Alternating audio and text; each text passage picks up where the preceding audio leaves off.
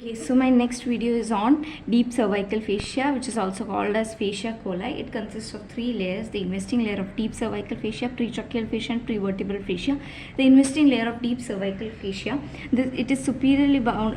The boundaries are external occipital protuberance. It is a prominence in behind on the occipital bone behind our head, and then forms the superior nuchal line as we go forward. Then mastoid process and the mandible of ramus of mandible. Okay, ramus of mandible, or the lower border of the mandible. Then comes inferiorly from behind to front. You can remember as the spine of the scapula, acromion process, the clavicle, upper aspect of the clavicle, and then the manubrium sterni, jugular notch of manubrium sterni. So how it is? It's from behind the spine of scapula, then acromion process, then comes the medial aspect of the upper aspect of the clavicle, jugular notch and manubrium sterni.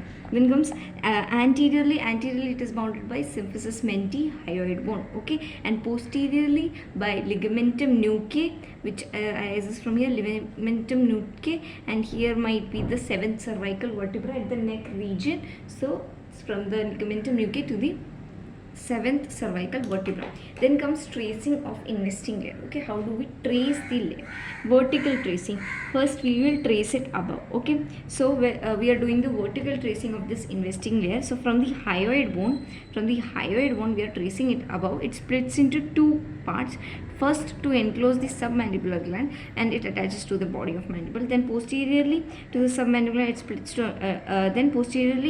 splits to enclose parotid gland also. That's this, and it contains two layers: the superficial layer and the deep layer. So this is submandibular gland, and this is enclosed. Okay, and then comes the parotid gland. See, this is the parotid gland, and then there is deep layer and the superficial layer. Okay, superficial layer is called paretidomesenteric fascia, and the deep layer, there is a thickening that separates between the submandibular gland with the parotid gland, which is a thickening of styloid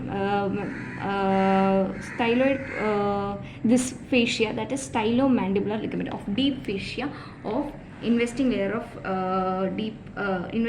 of deep cervical fascia. Okay, now it attaches to the superficial layer, it attaches to the zygomatic arch. Okay, whereas the deep layer attaches to the tympanic membrane. So see, the superficial attaches to the zygomatic arch and the deep layer attaches to the tympanic membrane.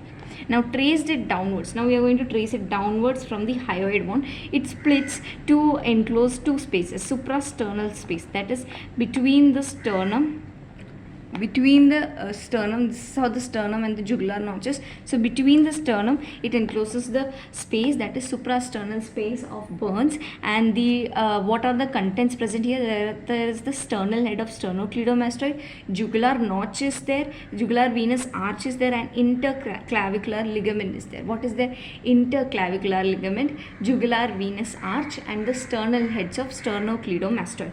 Then from above, from the middle third of the clavicle, in the middle third of the clavicle, it splits to enclose the space, and the space is supraclavicular space. Okay, then the layer is continuous with clavipectoral fascia, and then it is continuous with the clavipectoral.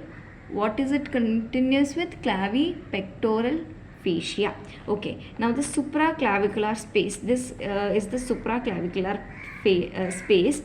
This contains terminal part of the external jugular vein and cutaneous supraclavicular nerves. So supraclavicular space will definitely contain supraclavicular nerves and the terminal part of external jugular vein.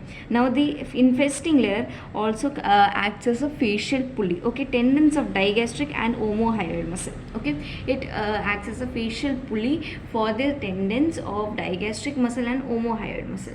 And then there is horizontal tracing. When we do the horizontal tracing, it encloses ligamentum nuchae and splits to enclose two muscles, that is trapezius and sternocleidomastoid. So when we horizontally trace it splits to enclose trapezius and sternocleidomastoid, forms the roof of posterior and anterior triangle, and this forms the roof of the posterior and the anterior triangle. So hence the investing layer of deep cervical fascia is called layers of two, because it encloses two glands, submandibular gland and parotid gland. Okay, it encloses two spaces, suprasternal space of Burns and supraclavicular space. It encloses two, it forms two facial pulleys, that is for the tendon of digastric and omohyoid, and it encloses two muscles, sternocleidomastoid and trapezius, and it forms the roof of two triangles, posterior triangle and anterior triangle. Okay, so hence it is also called the layer of two.